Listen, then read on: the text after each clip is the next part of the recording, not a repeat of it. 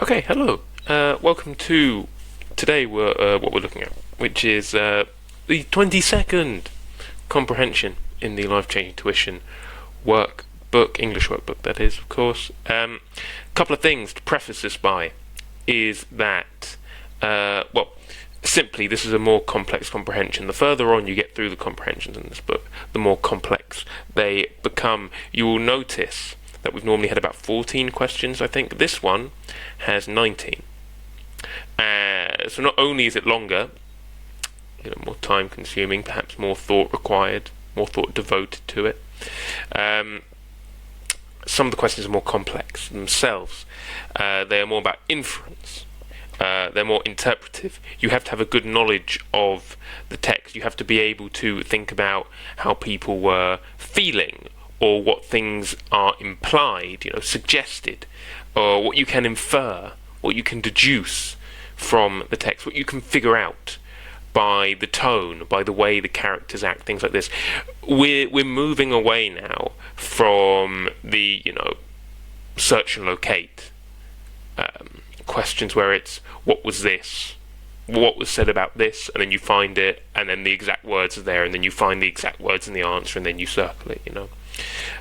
You need to understand about tone and context, the way people feel, what the text is trying to achieve in terms of feeling, things like this. You have to think a bit wider. I'm glad I've clarified that. Let's read this one. Beneath the waves, Emma's aquatic adventure. We'll define some words as we go along. As usual, I've highlighted the ones I want to talk about. So, it was a much anticipated family vacation, and Emma couldn't hide her disappointment. Her parents had planned a series of activities that seemed utterly mundane to her. If something's mundane, it's dull, it's boring, it's simple. Boring and simple and dull. I just repeated the same words again. It's something that you could do any other day. Not exciting, not unique, mundane. Visiting historical museums, taking guided nature walks, and exploring quaint villages. If something's quaint, it's peculiar, but endearing in its peculiarness, in its uniqueness, in its oddness. If something's quaint. It's often used in the context of it being likeable due to its uniqueness. Emma longed for something more exciting to break the monotony. Mono is one, and ton, you can one tone, right? One tonus. If something's monotonous, it's boring, it's common, it's repetitive, it's monotonous, doesn't change, it's all quite dull. One sunny morning, her chance for adventure arrived when she received an invitation from her older cousin, Leo. Leo, a renowned marine biologist. If you're renowned, you're well known, you're well respected, had been stationed on a remote island called Aquatica to study the local marine life. He had promised to take her on a boat trip to explore the underwater world. The day was perfect for their expedition as they sailed towards the island. The turquoise waters sparkled under the radiant sun, and the promise of what lay beneath the surface filled Emma with anticipation. If you anticipate something, you predict it. It's about something happening in the future, and if you feel anticipation, you have excitement for that thing in the future, for something that's going to come next. Upon arrival at Aquatica, the boat's captain offered them a warning. You have 2 hours to explore the island's marine wonders. Please be mindful of the delicate underwater ecosystem. As Emma and Leo descended beneath the waves, Emma marvelled at the vibrant coral reefs. Vibrant. There's a lot of colour, a lot of life, right? Schools of colourful fish, and the mesmerising. If something's mesmerising, it's hypnotising, it's enchanting. You often get a pattern that's quite mesmerising, or a movement that's quite mesmerising. It's quite easy to get lost in something mesmerising. You're mesmerised, you're enchanted.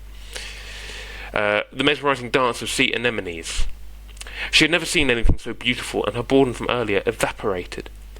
After an hour of underwater exploration, Emma noticed a mysterious underwater cave. A faint, otherworldly light seemed to emanate. Something emanates. It comes out of something. It's normally to do with something glowing, right? A light can emanate, or something figurative, perhaps. Like it's not. You can't actually see it. Sometimes heat can emanate. You can feel it, but you can't see it. It comes out of. It emanates. Leo cautioned her, "Don't venture too far, Emma. We need to return to the boat soon." But Emma's curiosity got the better of her, and she swam towards the cave. Inside, she found an astonishing sight. The cave was filled with shimmering, bioluminescent, bio is normally to do with biology, something natural. A luminescence is something that glows, so it's a natural glow. Bioluminescent creatures that illuminated the underwater chamber like a hidden treasure trove. Among them was a breathtaking jellyfish that glowed with a mesmerizing, that word again, radiance. Something radiance, radiator, it's about outward again. So a radiance is an outward glow, an outward shine. As Emma watched in awe, the jellyfish extended a tendril, one of the, the bits that come out of a jellyfish. It looks like a limb. Without hesitation, she reached out, and the jellyfish gently touched her hand. Emma felt a strange sensation, a connection with the marine life around her. Moments later, she swam back to Leo, her heart filled with wonder. "You won't believe what just happened," she exclaimed, telling him about the glowing jellyfish. Leo's eyes widened with amazement as he examined her hand. "You've been touched by a rare bioluminescent jellyfish," he said. "It's said to impart, to leave behind, to give as a result. It's said to impart a unique connection with the ocean." As they returned to the boat, Emma noticed that her body felt different. She'd become more agile in the water, and she could sense the movement of the fish around her. She could even communicate with them, guiding them playfully through the underwater world. Back on the boat, Leo and the captain marvelled at Emma's newfound abilities. "You've become a guardian of the sea," Leo explained. "You have a unique bond with the marine life of Aquatica." Emma smiled, feeling a deep sense of purpose. She knew her vocation had transformed into an incredible adventure. With Leo's guidance, she would continue to explore and protect the underwater world of Aquatica, becoming an ambassador for the ocean's wonders. As the boat sailed away from the island, Emma looked back at Aquatica with a sense of excitement and responsibility. She found her true calling beneath the waves, and her boredom was replaced with a thrilling sense of purpose in her newfound role as the guardian of the sea. Water break.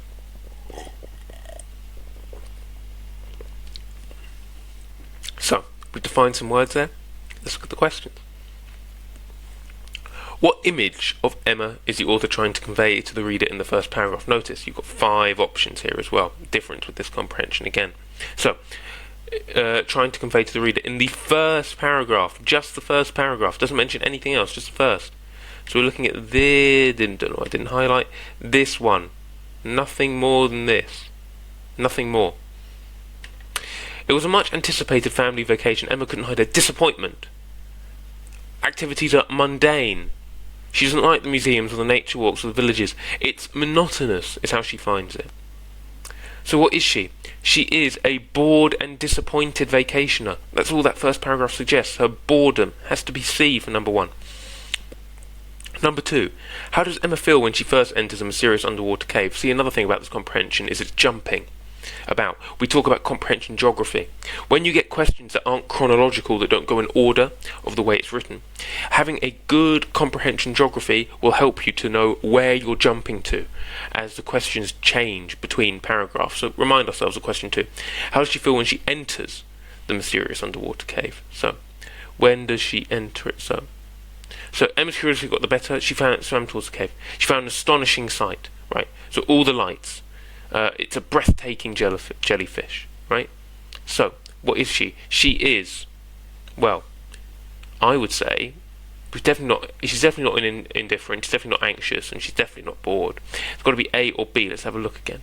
So, she first enters mysterious underwater caves. Let's have a look. The curiosity got the better of her. Look at that word. The curiosity got the better of her, so she must have been feeling very curious. It has to be B. Has to be B, that one. 3. What did the author mean by the promise of what lay beneath the surface filled Emma with anticipation in the 3rd paragraph? Well, we don't necessarily need to look back. We've been given the sentence there. The promise of what lay beneath the surface filled Emma with anticipation. She was eager to explore the island's museums. She definitely wasn't, we know that. She was excited to go on a boat trip. She's already gone on the boat trip. She's having it right now. Emma was thrilled about the underwater adventure awaiting her. But that's one thing that hasn't happened yet. The underwater adventure. Underwater. Beneath the surface. She's got anticipation. She's excited about what's coming next, right? She's thrilled about what's awaiting her. What is waiting for her, what's going to happen, the future, has to be C for number 3. 4. What happened to Emma after she is touched by the bioluminescent, long word, jellyfish? So let's have a look at the options. She developed an allergic reaction, definitely not. She developed fins, definitely not. She won a free trip, definitely not. She became luminescent. She didn't glow. Process of elimination. She became a guardian of the sea. Do you remember them calling her a guardian of the sea afterwards? Has to be C for number 4. All the following are changes experienced by Emma after being touched by the jellyfish, except, so we're looking for the wrong one. Her body felt different. Well, it definitely felt different because she became more agile, so A and B work together. They can both be correct. She could sense the movement of the fish around her. I remember it saying that. It can be C. She could communicate with the fish around her. I remember the word communicate being used. So we can say that D is correct as well. Never said she could breathe underwater. That would be a bit absurd. Has to be E. Why did Emma smile in paragraph 13? Well, let's find paragraph 13. 1, 2, 3, 4, 5, 6, 7, 8 over the page. 9, 10, 11, 12. I think it's this one here. Emma smiled. So, Emma smiled, feeling a deep sense of purpose. She's been given that purpose because of her newfound abilities. I said you're a guardian. You're going to, you have a bond. It says here you have a bond with the marine life of Aquatica. That's her purpose as a guardian of the sea here. So with Leo's guidance, you continue to explore and protect the underwater world of that island. She's going to be an ambassador for the ocean's wonders. Excuse me. Why did Emma smile in paragraph 13? So, well, purpose, synonym for purpose, a responsibility. Something that we have to do, a purpose. I think 6 is A. 7. Right, paragraph 5. Let's find paragraph 5. Look at the question, sorry. Collective noun for fish. Paragraph 5. 1, 2, 3, 4, 5. Schools of colourful fish. Schools of colourful fish. 7 has to be C, school. Question 8.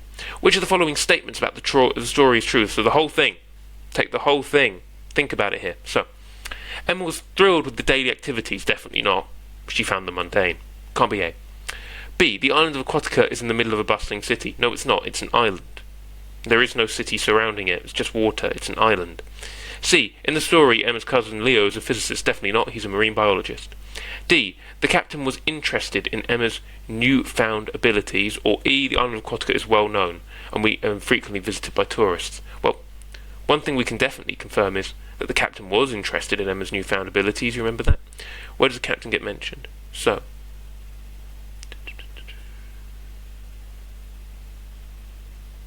Leo and the captain marvelled at Emma's newfound abilities. You see it there? Leo and the captain. They both marvel. So for this one, it has to be D for 8. That's the only true sentence there. Which of the following statements about the story is false? Okay. The inverse question. Emma was initially bored. Well, that's true. So that can't be the answer. Emma had lots of time to explore the cave. We'll come back to that. Emma's cousin was a marine biologist. We know that's true. Emma was happy about her role. Of course she was. Aquatica had coral reefs. Does it? Let's have a look. Does Aquatica have coral reefs? Vibrant coral reefs. There's only one sentence left. Only one answer left. Has to be, B. And let's confirm it. Did they have a lot of time to explore the cave? Don't venture too far, Emma. We need to return to the boat soon. We're running out of time. That's how we know what the answer is. So 9 has to be B. Right. Halfway through this one now. How you doing? Question 10. What's the final lesson of the story? The final lesson. So, transformation always leads to happiness and fulfillment. Well, I suppose she does transform in it, but I think she was happy to have another holidaying experience rather than the transformation being it. So I'd say kind of, but not necessarily. It's best to avoid exploring abandoned places. Well, no. She went to that cave, and look what she discovered. Can't be B. C. Family vacations are never as exciting as they seem. I don't think that's the final lesson. Definitely. She spent time with Leo, who's a relative. So he's family as well, and that was exciting. Curiosity can lead to unexpected and enriching experiences. It's her curiosity that enables her to become guardian of Aquatica. It has to be D. This is the only thing that is completely true and is an important final lesson. Think about how fulfilled, how enriched she is when she becomes a guardian, and that's because of her curiosity. Has to be D. 11. Where could you find the story? Definitely not a science textbook, definitely not a cookbook. A travel magazine, well, it's more so about holidaying in general. Why would you have a bad holiday and then a good holiday? That wouldn't really work in a travel magazine. Children's adventure story collection, well, it's definitely not a car repair manual. The only one left is D, and I think I agree with that. It would fit in a children's adventure story collection. 12.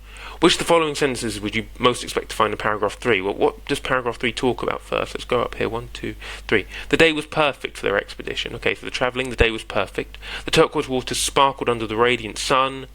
So it's about her anticipation and about the beauty of the surroundings and it being a lovely sunny day. That's what that paragraph's about.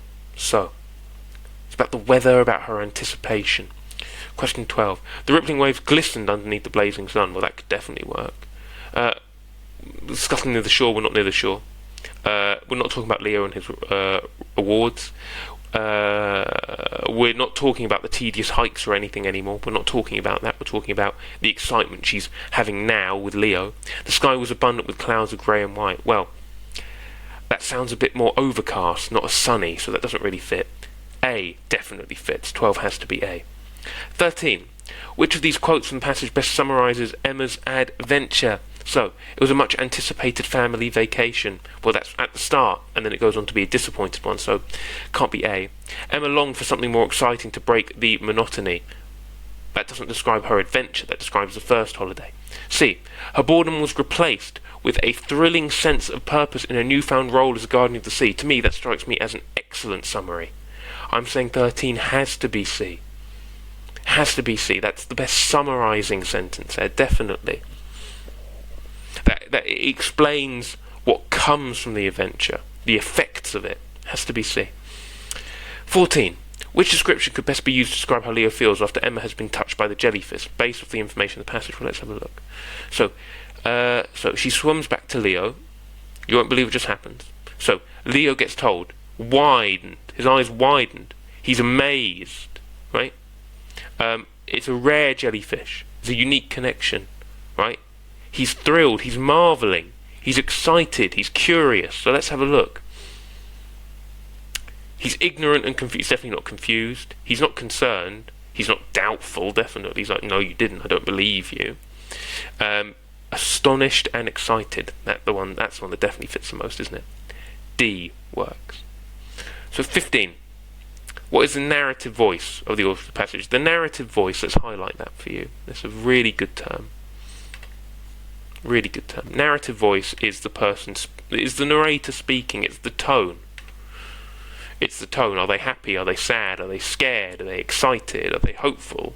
Are they tired? You know, narrative voice is a really good bit of terminology to pick up.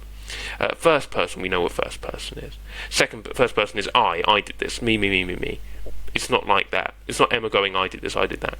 Nor is it a second person of going, oh, I was with Emma. You did this, Emma. You did that. You. It's not about you. It's about Emma. So A and B are both wrong. Right. So C, we've got two kinds of third person.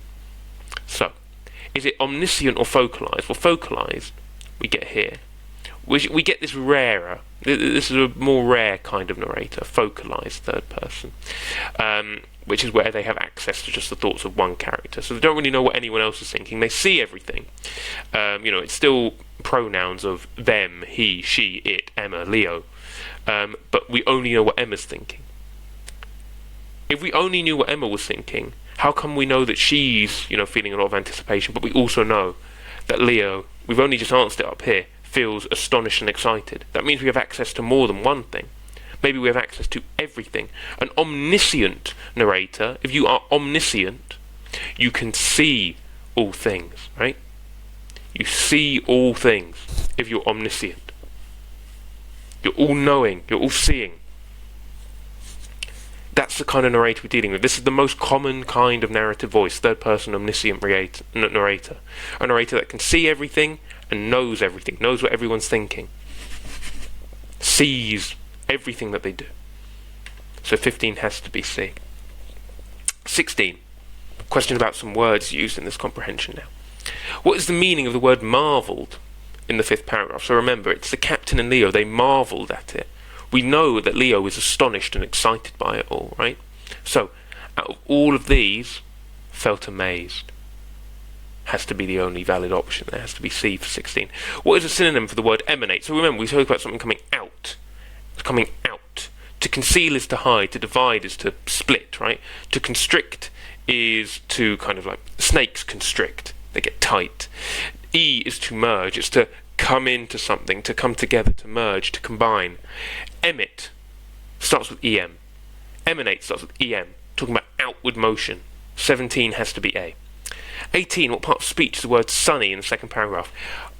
We should be so good at identifying kinds of words by now that we didn't even need to look at the second paragraph.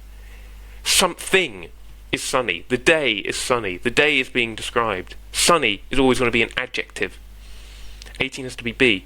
19, what part of speech is the word illuminated? Again, we should be able to do this. End in ED. It's the infinitive form of a verb. I illuminated it. Or the past participle, rather. When you put ed on the end, it's the past tense. Illuminated. It illuminated something. I illuminated my face by turning on my desk light. I illuminated it. 19 has to be B. Right, I hope getting through that slightly longer, slightly more complex comprehension went okay. We'll see you next time.